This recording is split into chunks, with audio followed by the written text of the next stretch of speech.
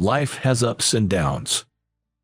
As that saying goes, you never know what's going to happen in life. Bad things happen one after another, and there are plenty of hard times. But life can change so quickly over something so trivial. My name is Luke Smith. Just an ordinary office worker. I commute by train every day. But I was feeling nothing but melancholic. That's because my company is a small branch office with the headquarters in the prime area of downtown New York. And from today, a newcomer from the headquarters is moving to my place of work. This person is known to cause a lot of problems at the headquarters, but he is a relative of the CEO and cannot be fired, so he was reluctantly transferred, effectively demoted to our branch.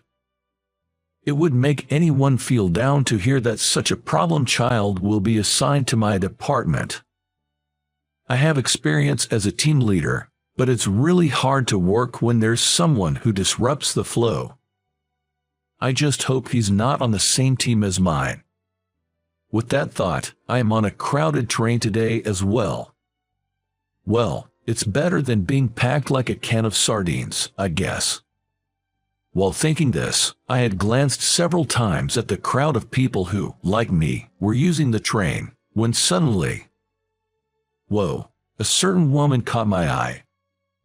Long, light brown hair and slightly heavy makeup. Wearing a cute checked miniskirt. Maybe she's a college student. She seemed to be a young woman. However, the hem of her miniskirt got caught on a large bear keychain on her back, and, you could see quite a lot. In other words, the skirt was no longer fulfilling its role, and the pink thing with a bear, like the keychain, was visible. She must really love bears. No, that's obviously bad. As expected, several passengers noticed, but no one could speak up. That's understandable. After all, most of the passengers are men. There are women, but not many around her, or if they are too absorbed in their cell phones or books at hand to notice. It would take a lot of courage to suddenly tell a woman you don't know that her skirt is up. Oh boy, isn't this bad? As I looked around, sure enough. Hey, isn't that situation kinda wild? Two boys, about high school age, are grinning at her. She herself is engrossed in her cell phone and unaware, and high school boys, who are in a sensitive time of their life and are still learning the norms, often make mistakes. One of the boys was pointing his cell phone towards her, and I thought this was something I could not ignore. But if I confront the high school boys, I might attract unnecessary attention. I wanted to resolve the situation peacefully, so I quickly took off the jacket I was wearing and draped it over her shoulders. I am taller, so it just about covers the important parts. The woman was surprised and said, "What? Who?" It's a natural reaction to be startled by a stranger suddenly draping a jacket over you. When I quietly pointed out to her in a whisper, "Your skirt is up. I thought it would be hard for you to fix it here." She finally grasped the situation and her face turned red. "Oh my, that's embarrassing. I'll fix it at the next station." "Wait, how much did you see?" She was in a panic like this. Thinking this was not good, I got off the train at the next station with her. She seemed to feel awkward, and I wanted my jacket back, so I had no choice.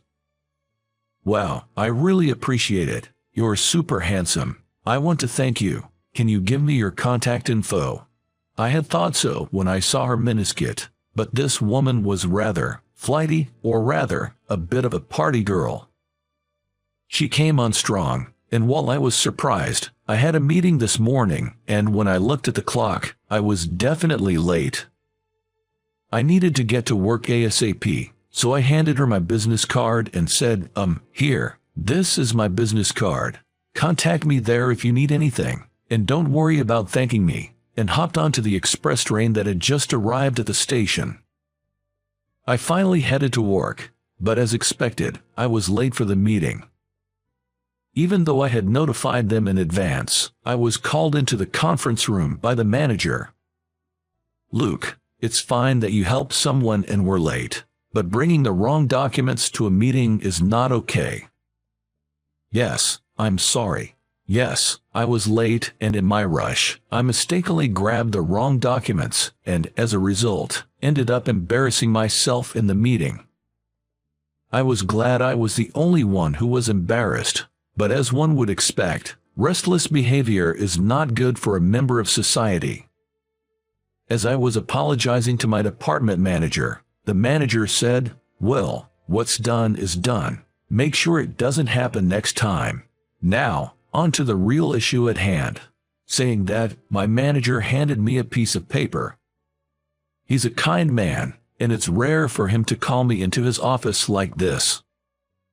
Which means something significant must have happened. I accepted the paper he gave me and began to read. What's this? I'm really sorry about this. Starting today, I want you to train the new recruit," said my manager with an apologetic look on his face. Whoa. Are you serious? The new recruit is the CEO's relative who couldn't be managed at the headquarters, and I'm supposed to guide him. "Why me?" I asked. "Well, the thing is, the headquarters specifically requested you today," he explained. "What?" I cried out, almost in a scream. "I rarely go to the headquarters, and I haven't done anything noteworthy for the human resources at headquarters to remember my name. Despite having no achievements, why was I selected?" As I was panicking over this baffling situation, bang!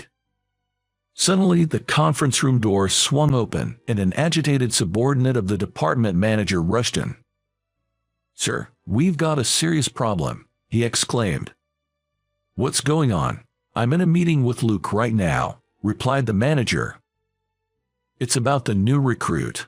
The CEO of the headquarters wants to see you and Luke." What? This time it was the manager who cried out in surprise, while I was still trying to digest what was happening.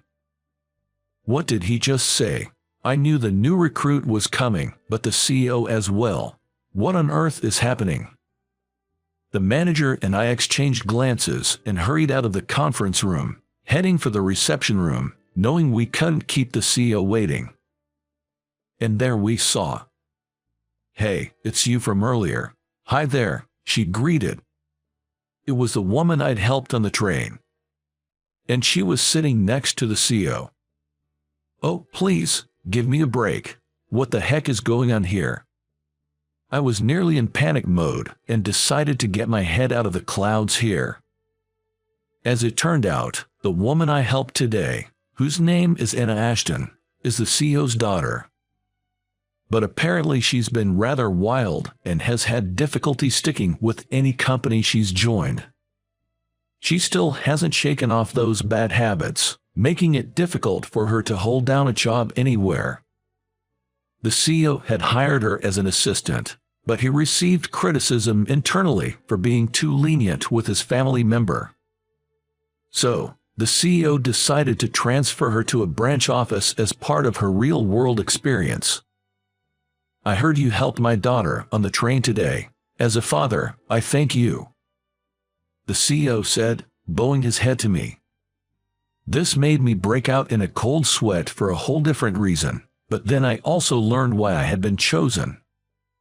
When I handed Anna my business card, she realized we were from the same company, but she couldn't stop me because I was in a hurry. So she took a picture of the card and sent it to the CEO. And after checking with HR, they assumed that I, as a team leader, have some experience with employee development, so they entrusted their daughter to me. In other words, my act of kindness has led to this unexpected situation. The CEO likely wants me to cultivate his daughter and thus earn a promotion in the future, but from my perspective, I've just been saddled with a difficult new recruit. What should I do?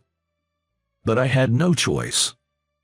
"Nice to meet you, Lukey," Anna cheerfully greeted me with absolutely no trace of professionalism, leaving me no choice but to hang my head. And that's when my unbelievably busy days began. Even the manager seemed to realize that this was going to be a tall order and told me to focus on training Anna for a while, handing off non-urgent tasks to others. Thanks to that, I was supposed to have some time. Well, that didn't happen. Anna, what on earth are you doing? What do you mean? I'm just hungry. Anna was snacking on a piece of chocolate while watching the training video, and I just had to sigh at the sight. If she's hungry, that's fine, but she could at least do it out of sight. Is she that clueless? But it wasn't that. Anna may not have great social skills, but she's not stupid. As proof, she managed to remember how to do simple tasks after being shown just once. Oh, hey, Lukey, the additional data came in, so I finished inputting it. What, already? You're quick. Yes, she is incredibly efficient at her work. She does more than she's asked to, and rarely makes mistakes.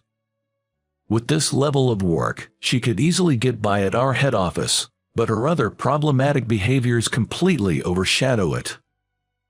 It's such a waste, and despite my numerous warnings, she only slightly improves, and eventually reverts back to her old habits. She still calls me Lukey. After 2 months of training her, I was reaching my breaking point. However, I resolved to do my best to make her a competent worker, and it was on that day. Heck, what should I do? Lukey's troubled. While I was thinking in the break room, Anna suddenly popped up. It's been 3 months since we started working together. By now, she's capable enough to do her job alone. I mean, she still exhibits problematic behaviors, so I have to keep an eye on her. But it's break time, so I won't nag her. Oh, nothing. Just some personal stuff. Even Lukey has worries. What do you think I am? My mom's birthday is coming up. I'm not sure what to get her. Yes, my mom's birthday is just around the corner. But I'm out of ideas, and being single, I'm clueless about women's tastes. When I said that, Anna tilted her head and asked, "Are you close to your mom?" I guess so. She's always been the caring type. How so? What do you mean? Well, even when she was incredibly busy, she always made sure to pack my lunch. My dad was away on business a lot, so my mom took care of everything at home. After I started living alone and learned how hard housework is, I realized how great my mother was. So, I'd like to celebrate her birthday somehow, but I'm having a hard time picking a present. Oh, I know. I should ask Anna. She seems to know more about women's preferences and current trends. Just as I was about to ask her, I fell silent. The usually overly cheerful Anna looked incredibly down. Anna, what's wrong? Oh, sorry, I don't have a mom. That's why I'm envious of your problem. Anna said that and forced a smile. But her fake smile quickly faded, and she looked down, appearing dejected again. I was taken aback by this side of Anna I'd never seen before. She looked so lonely, I couldn't leave her alone. You don't have to force yourself to smile. Sometimes, Anna, you really force yourself to smile. It's okay to talk about your problems. After all, I'm your trainer. That's right. Anna hardly ever shares her concerns. Even with work, she doesn't voice her worries. I was worried that she might be overdoing it. As she widened her eyes in surprise, Anna said, "You're the first person to say that to me," and began to tell me a story. It was a story about Anna's past. You know, my mom passed away in an accident when I was a little. After that, my dad just lost himself in his work, leaving me in the care of a maid. Anna shared, her gaze drifting off into the distance. I was basically raised by the maid.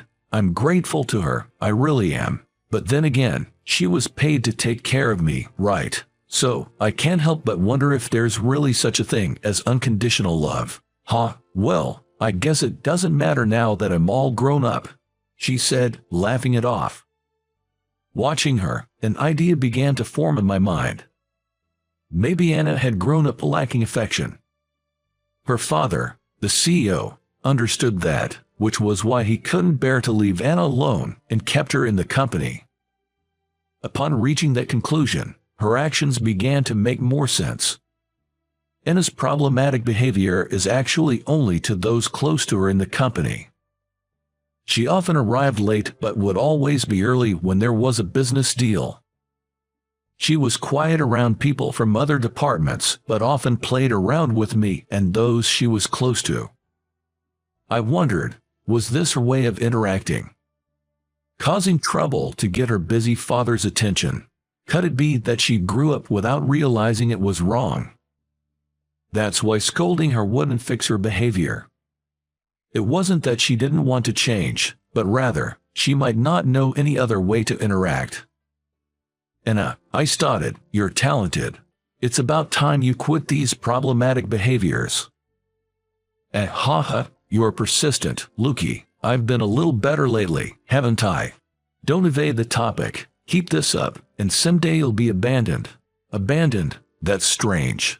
No one's watching me, so there's nothing to abandon. Suddenly, Anna retorted with a serious look. With a dull voice, as if she had given up on something. I guess this was the real her. True self isn't noticed by anyone. She seems to believe that. I was a bit surprised by this unusual side of Anna, but I couldn't back down. She was wrong. I'll show you that you're wrong. Follow me, I declared, grabbing Anna's arm and leading her to a certain place. Anna, although surprised, obediently followed. This is the place I brought her to. The office floor we always worked on. Everyone was on break, chatting among themselves. I quietly opened the door just a little, showing Anna the scene inside. Wow, did Anna make this document? She was so good that she could have made it at headquarters if she hadn't had those problems. I know, right? What a waste. There, everyone was praising Anna. And these were people Anna wasn't particularly close with. No way, why? Anna's eyes widened as she watched the scene unfold. That's how it goes, right? They are not the ones she's trying to get her attention from. But they're watching her work. You understand, right? We're seeing you, so you don't need to stress about getting noticed anymore. There are people who notice you, Anna, without you having to try, and I'm one of them. I say this as I gently stroke the head of Anna, who quietly sheds tears. From that day forward, Anna's problematic behavior dramatically reduced. She's serious about her work now, and she's always on time. That's all well and good. Great changes indeed. But there's one slightly tricky part. Luke, today's the day. You're going to be my boyfriend. Somehow, I ended up in a wild situation where Anna confesses her love to me every single day. It seems after our talk, Anna came to trust me a lot and she started to consult me about various things. As a result, she became very attached to me, and now she confesses her love to me every day. However, I had to turn her down. She's young, and there are plenty of great guys out there for her. But it seems she just can't give up. For the last 2 weeks, I've been on the receiving end of her constant advances. When faced with such intense appeals, my feelings to her was changing. Okay, let's go out. I think I've fallen for you, Anna. Today's the day I'll become your girlfriend. That's what I said. It's okay. At what? Anna responds with a bright red face. It seems she wasn't expecting to get the okay. But next thing I knew, she was crying buckets and hugging me tight, saying I did it. I'll work hard. I'll become a woman worthy of you, Luke. Stay with me forever. Whoa, okay. This is our workplace. And that's how we started dating. but there are many difficulties between us. There is some bad friction between Anna and her father. No, he's a father who thanks me for helping his daughter, so there must be some misunderstanding. First, I went to Anna's house with her to clear up this misunderstanding. Of course, the CEO gave me a very disapproving look. He entrusted me with his daughter, and here I was getting involved with her. The one most surprised by this reaction was Anna. She thought her father didn't care about her. And this is where the real trouble started.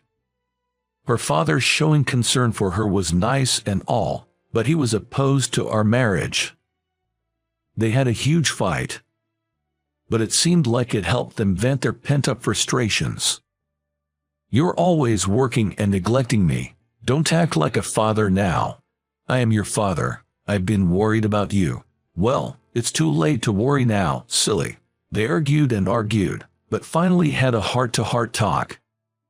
The CEO, my father-in-law, was confused about how to deal with his grown-up daughter, and in his fear of hurting her, he distanced himself from her.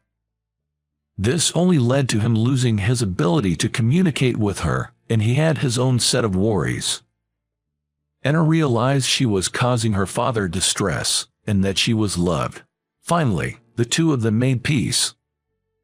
Of course, our marriage was approved, and next we went to greet my parents.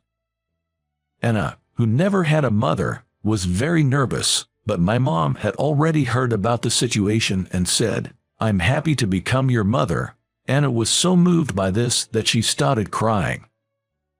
On top of that, my mom treated us to dinner, which moved Anna so much that she said, "I want to cook this too," and asked my mom to teach her how to cook. Now they're the best of friends. With both families' approval, we happily got married, and now we're a blessed family with 3 kids.